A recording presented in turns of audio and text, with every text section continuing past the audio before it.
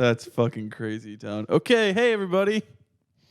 How's everybody doing? How's your day, Carl? Not great.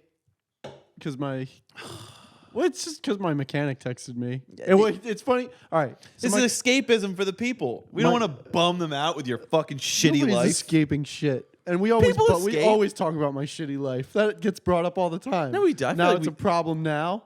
Yeah, it's a problem now. Tell me something good that happened today. Something good that happened in your day. I saw a lot of people that I liked at work today. Work, my job, everything is not stressing me out that much. Cool. It's all the other aspects of my life that Carl's are stressful. car blew up.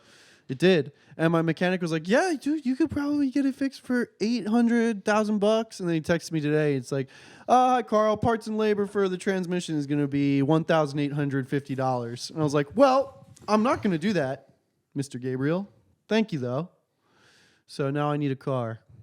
If anyone wants to donate a car to Karl, cars for Karl, you can. Should we? We'll start a GoFundMe link for it. Should we start a GoFundMe for your car? No. I don't know. I don't think that's how you're supposed to use GoFundMe. All right, here's my Venmo though. I'm not putting your Venmo up. People do that though. They do put their Venmos like in their bio and shit. Yeah. All right, we'll put it. Okay, you don't have to put it on. Here's our Venmos. You don't have to super. This is mine. Everybody Venmo David. Everyone Venmo me for Karl's car. I'll be sure it gets to him. Yeah. If you follow me on Instagram, you know that my EP Slipstream is going to be out on July 11th. If you didn't know that, now you do. Please go pre-save it. Pre-saving really does me good, in case nobody knows. Pre-saving lets Spotify know that my shit doesn't suck before it even comes out. So when it does come out, it knows to show it to people. The fucking algorithms, guys, they're fucking crazy. But yes, please go pre-save it and get ready for a new song. It's a new song and the other three, right? Yeah. New song's slapper. And it's cool because everybody give this song the attention it deserves. Just because it's on the EP doesn't mean it's the weakest one. Yeah, it's a slapper. I'm a little nervous about it because it's a weird concept, like having to put this song out as the EP. You know what I mean? Yeah, I don't know. Yeah, I mean, it is. It's just weird because all these singles have like pushed the single. I'm like, okay, stream this single, stream this song, and I'm able to like try to explain to people like how, like what's cool about each song. Like, okay, this song is a little more psychedelic. This song's a little more chilled out and a little more vibey. And now, just do both. I'm pushing this song, but I'm also trying to push the EP as a whole. So it's a little bit strange, but it's really cool though because the 3 singles that I put out, I wrote all 3 of those and like produced most of them in Philly right before we moved to Los Angeles. And then this song is the song that I wrote here after the fact. And it's kind of a song that sort of wraps up the thoughts that I've been having over the past like year and a half. Like the whole album is deals with a lot of similar concepts lyrically. And the last song is called Hindsight. And it's kind of like wraps up the 3 pieces that I've already laid out in its singles. So I think it's kind of cool and kind of interesting. I don't know. I think the song slaps, bro. Yeah. It sounds pretty fucking good live, too. You should just rip up, like, promoting the song and then just as part of that, just keep mentioning that it's the last song on the EP. I think that's what I'm going to do. You know what I mean? Anywho. How was your day? What'd you do? You went to work today, right? I did go to work. Look at me. That's so nice. Fucking employed. Barely. Yeah. But you are. Barely. But you are. It counts. Yeah, barely. Barely counts. No, I'm employed. I went to work. I'm having such a hard time fucking waking up, Karl. Yeah. I remember you got back from home and you woke up super early the next day. I think you got back on Saturday, Sunday, yeah, I don't know, whatever. You woke up super early. I was like, oh, shit. Like, you got that fucking jet lag East Coast time going on. Like, yeah, dude, I'm going to try to keep up with it. And then the next day, you woke up at fucking, like, 9 a.m. again, which granted, is not late for that many people out there, but Yeah, I know, but it's not even necessarily about the time that I'm waking up. It's about if I just woke up at 10 o'clock in the morning or something like that, I wouldn't give a shit. If I woke up at noon, whatever, my day would just adjust, right? I would just stay up you wake later. early and then you just kind of keep falling back asleep. My and body, shit like like I don't know that I snooze all my alarms, and Yeah, I I don't hear it. remember snoozing my fucking alarms. Like I do it in my sleep now. I can hear it. It's fucked up. If I'm here when you are waking up, I hear all of your alarms go off over and over again. I don't know how to fix it. If anybody knows how to fix that shit, put it in the fucking comments, bro. Put it in the goddamn comments. Yeah. Because it's like a real problem, and I don't know how to fix it because now I'm like, before it was just me being like lazy, and I'm like, I'll just keep going back to sleep. But now it's a problem where I don't even remember snoozing it, so I need someone to like punch me in the mouth to wake me up. You should go to bed earlier. Uh-oh. Go to bed earlier. Yeah. I went to bed at like fucking 11 last night. That's late. I was For you, you wake up at 5:30. Yeah. On the days when I don't have work in the morning, though, I have been really, really just letting myself fucking stay in bed as late as I want, which I don't like You because stay in bed or sleep? it's both. Like I don't like I'm not on my phone for like an hour or something like that. I just keep falling back to sleep. But I wake up at like 6:30, 7 o'clock, fully awake, and then I'm like, no, I'm just gonna go back to sleep, and then I sleep for like another hour and a half, which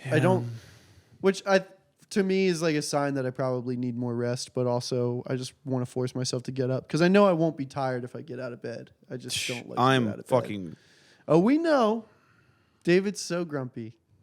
Well, we've talked about that before. We don't gotta talk about that again. Talk about that. So last week on the podcast, we kind of did this thing off the cuff, and then now I think it's gonna be. Oh shit! I have a hole in the bottom of my sock. Janice. Janice, there Is you that go. her name? Is her name Janice, or is that just what we're calling her? Let me look up her name real quick. She emailed us. All right, I'll explain the thing we're gonna do.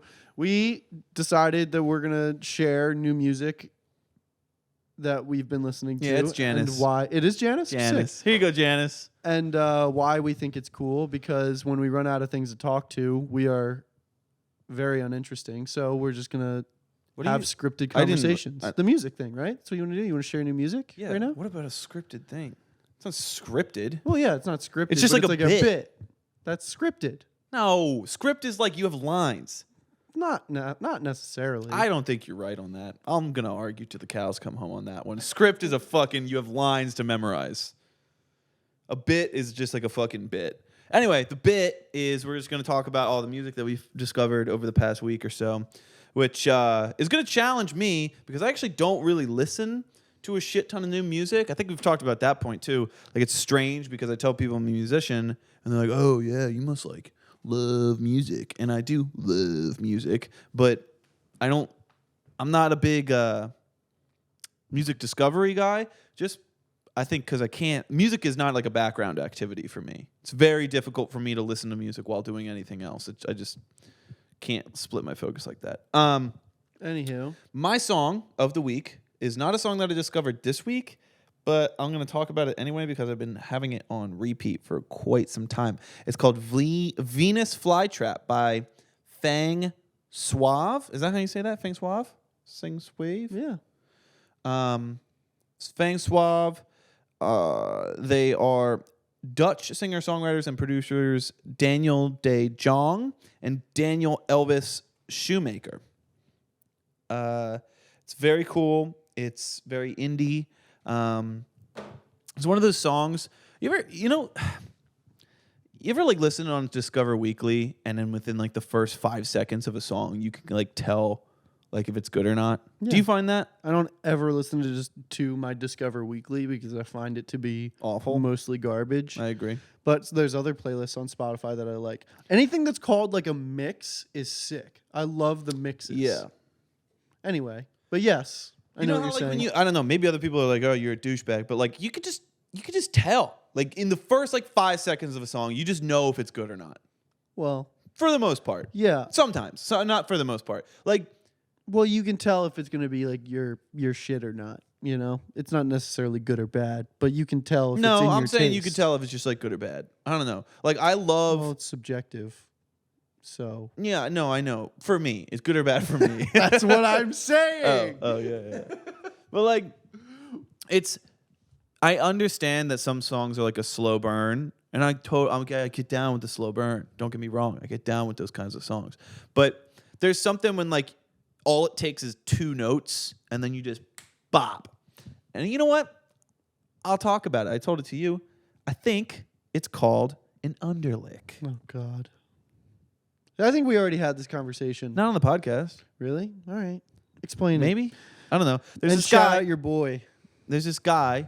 He runs an Oh, maybe we did talk about it. Whatever. There's this guy on Instagram, and there's this guy on Instagram, and his handle is Vibe Machine, and he talks about the concept of an underlick, and essentially, it's a melody that lives within the instrumental of the song, and that's what I think. A lot of these songs that when I hear it on Discover Weekly, when you're kind of scrolling through and you hear the first little bit of the song, you're like, all right, I'm not really feeling this. Oh, I'm not really feeling this. The songs that instantly grab your attention have a melody that's just like, here you go. It's right here. This is the song. It's right there. And then like the vocals can kind of dance on top of that. It's sick. It's a cool concept. Check out Vibe Machine if you're a songwriter or if you're just interested in like the mechanics of songwriting. But yeah, so my song of the week is Venus Flytrap by Fang Suave. And it's very cool. It's got like a little bit of Beatles influence, I think. It's like indie pop Beatles. And that's my song. Your song? What's your song? It's from that Father John Misty album that I was talking to you Father about. John Misty. I didn't know that Father John Misty was just one guy. Has been around the block for a minute as well. I said this to Karl. I want to know who the original Just One Guy music is. So Just One Guy music, if you don't know, is the concept of like it's a band, but like it's just one person that like writes and records everything themselves, but they go by like a band name, kind of like Sungrove or Olympic Formal or Tame Impala or Father John Misty. I want to know who the original Just One Guy is. I think it's Prince. That's my vote / guess. I don't think Prince plays every instrument on his songs and records everything by himself. I thought he did, though. I know he... Also, he's been making music since the 70s. And when I tried to say Brian Wilson, you were like, that doesn't count. That's different, because he was like writing music for a band to perform. And then I said Stevie Wonder, and you said that didn't count. Yeah, but he's blind. Jokes. So the Fear Fun album from 2012, Father John Misty. The whole album is fucking gorgeous. But I mean, the song that I keep going back to, it's like one of his biggest songs, is Hollywood Forever Cemetery Sings. And it's just a fucking sick song. It's very like, it's got, this whole album reminds me of if Hozier was from America, and it reminds me a lot of From Eden, but American. He also sings about very American things. Like cheeseburgers and... Not necessarily, but... What would you consider American? A lot of it's about like living in America and Hollywood and shit like that. Just American social concepts. And I really was vibing with like the things he was talking about on the album, and the similarities between the music and his voice and Hozier's music and voice were very apparent. And I was like, why do I think I like this a little bit more? And then I realized I just relate to it personally a little bit more in what he's saying. Because they're both, I mean, Hozier's an unbelievable lyricist. So it's not like his lyrics are better. It's just something that I was in tone with a little bit more. But Hollywood Forever Cemetery Sings is fucking banging. But the whole first half of the album I really like. And then the second song that I'm going to say is awesome is I'm Writing a Novel, which is just like this 12-bar blues fucking honky-tonk song about him doing ayahuasca or something. And it's hilarious and also amazing. So those Who's are my the two best songs. lyricist, in your opinion, ever? Forever and always. The number one. Who are a couple people that you really like their lyrics? I like John Lennon. I like James Murray from LCD Sound System. Really? Fuck yeah, dude. I love his lyrics. He's so like the shit he says is so. I don't know why it's like encapsulating or attractive. But the way he says things it feels just awesome. Like it's so cool. Like natural? Does it feel suave and like cool? No, it's like super articulated, weird shit. It feels like Jake coming up to me and be like, Carl, have you ever noticed doorknobs vary from thing to thing? And it's like, that's the weirdest fucking thought ever. Why are you thinking that? And then if somebody took that concept of like, who thinks of these things and then just turned it into like these 9-minute dance tracks. And I think it's awesome. One thing that I don't know if it's always translates to every person's like taste. You're coming through so hot. I hope you're not clipping. One thing that I don't know if it translates to everybody's taste is something that I like is when people have the fucking balls to do strange things on their songs or like be weird on like social media or whatever. And there's a fine line between being weird and whatever and being cringe, right? You can get real cringy real fast. But something I've noticed, I have a lot of respect like when LCD Sound System, might say some weird fucking lyrics. I'm like, damn, like that's so cool that they're so confident in themselves. Who's the guy? What's his name? James Murray. When James Murray's like so confident in himself, he's like, nah, this shit's cool, and it could be fucking weird to a lot of people. I just respect the fuck out of it, and I try to take a page out of that book. Yeah. There's one more. Oop, I lied. It's James Murphy. James Murphy. Okay. Excuse me, James. I'm so sorry. I love you. There is 2 other people. I'll save one for next week, but no, because I don't actually. Okay, I don't know how to pronounce it. Flyana Boss. How would you say that? Yeah, Flyana Boss. It's a rap duo. I came across them on Instagram, and they were just doing like this really simple thing, but they were just like the camera was moving backwards, but they were like in a full out. Is this run. another music suggestion, or is this the best lyricist of all time? Oh no, this is just a music suggestion. I don't really know their music super well. Do you want to do the best lyricist of all time thing? I'll or was loop that back. Just a I just want to talk about Flyana Boss. Okay. There's a fucking hard ass line that I don't know what. Hold on, the line is open carry pussy, lethal like it's Danny Glover. Jesus Christ. Hard fucking line. Wow. Anyway, best lyricist of all time. I don't know if it's Flyana Boss, but maybe it is. Tom York's really good too. Radiohead. Yeah. I don't know. Mostly weird. I was gonna say like I love Radiohead to death, but I don't know if Radiohead's lyrics. I listen to them. I'm like, damn, that is profound. I'm always just like, it sounds cool and like phonetically it's sick. What's that song where they talk about? Woke up sucking on lemon. The fuck does that mean? Everything in its right place. Everything I don't know. Yesterday maybe we're too stupid to understand. I think it's just nonsense. It's probably not. He probably has some sort of. Maybe. I know I've heard some people make the argument. They're like, oh, maybe it's just like nonsense, and like people just like look into it too deeply. I do think that's a thing. Like people look into lyrics and they find whatever they want in it. But I don't know. As a songwriter, I find it hard to believe that you. What lyricists do you like? Jeez, all right. Sorry. I just realized that I suggested Tom York, and I want to hear people that you like. I've never asked you this before, so I mean, I love a lot of his music for a lot of reasons, but John Mayer I find to be quite the lyricist, and I think some people would be like, that's weird, but there's just certain lines that I think are... Like, Why You No Love Me? Oh, fuck. That album's... John. I'm a big John Mayer fan, and that latest fucking album blows cock.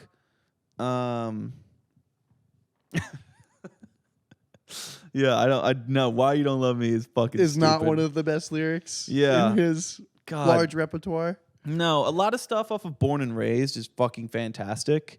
That's his like first like country western album. Paradise Valley is the second one. I don't find that all that great. If I ever get around to living is an amazing song all around. And he talks like about this one moment where he's like, maybe it's all a dream. Maybe I'm 17. I don't have tattoos. And very soon, mother will be calling me, saying, come upstairs. You got some work to do. And I think it's so simplistic, but something that the reason I like that line is saying, come upstairs. You got some work to do. Maybe it's just because my mom would call it that when we had chores. She'd be like, hey, you got some work to do. Like the vernacular is so natural. And it sounds, whenever John Mayer writes a lot of his lyrics, they feel as if you're just having a conversation. And the way he like places emphasis on the like the syllables, it rarely ever mismatches the regular English language. You know what I mean? Yeah. So it comes off very natural. I'm trying to think of other lyricists that I like. Bright Eyes. Who's that? I'm Wide Awake, It's Morning is an amazing record. If you like that, I don't really know what Father John Misty sounds like, except for like the handful times you played that thing for me. But maybe you should listen to I'm Wide Awake, It's Morning by Bright Eyes. I've never heard of. Yes, you them. have. First day of my life. This is the first day of my life. I'm going to show you the cover, and you're going to be like, I know exactly what you're talking about. That whole record is... I don't want to play that because we'll get in trouble. This whole record is fucking depressing as shit. Oh, sick. But... What about, who's your fucking British guy? Billy Bragg. I don't really like a couple songs by him, but like, yeah. A busy go, boy, beauty. That guy is British as fuck. He's about as British as they come. He's He's got this song, Valentine's Day. That's a great song lyric-wise. Valentine's Day is over. British as fuck, mate. British as fuck. There's, I don't. Oh, if you guys want to know what Remy Wolf would sound like if she was British, you can listen to Lola Young. She's that girl. You said I was really fucking boring. Coming for you. That's my British. I like Lola Young. I'm not making fun of her. I am just making fun of British people as a whole, which is better. Where do you find most of your new music? Like playlists when I'm at work, usually. Like, how do you find a playlist? You just search a It's keyword? usually like so Matt puts on country music 95% of the time he's at work, which I don't ever listen to, but sometimes he'll put other playlists on that I like. But then also the album radios that end up getting put on our tablet at work are so crazy because we listen to so many different genres of music because so many different people are putting on what they want to listen to. Mm-hmm. So the suggested music that we get at work is all over the place. So I find shit that I like at work a lot. Interesting. You know, I'll put on an album that I want to listen to, and then when it ends, the radio stations that come on are really sick. But yeah, but also on my own phone, like the shit that comes on after albums play, I'll just keep listening to it, and you know, so it'll be like the This Is Happening album radio, and I'll find music that way. I think Spotify sucks at suggesting me stuff. Maybe you should stop listening to rain sounds. Dude, I haven't listened to rain sounds in months. Oh yeah, because you And- guys got that. Because we got the noisemaker. Nice. But I haven't listened to it in months, and my Discover Weekly is still all rain sounds. I think it's just like percentage-wise. I mean, I listened to rain sounds for 8 hours a day for months on end. Remember last week, Colin's friends were visiting, and I said I had to put on brown noise in my headphones just the one night because everybody was getting back super late, like 4 a.m. What's brown noise? Which one's that? It's like the more bassy white noise. Yeah. What's pink noise? Which one's that? Somewhere in between brown and white. What's your favorite noise? I don't fucking What's know. your favorite color or noise? I just put it on. But now literally keeps trying to suggest it to me. I listened to it for one night. Yeah. I don't know. That's a big. There's like a big. I wonder like We're how gonna much run this. out of time. Huh? We're gonna run out of time. Oh shit. All right. I guess don't- this is a fun place to stop. I don't know. Got what anything the else? Camera's at. Anything else? Not really. All right. Hey everybody, please go pre-save and then stream when it comes out on July 11th. July 11th Slipstream Hindsight. by Sungrove. That's the EP. The new song is called Hindsight. It's fucking sick. Yeah. Karl didn't mix it. But how do you think the mix sounds? Great. How about the master? Just as great. How about the songwriting? Lovely. There it is.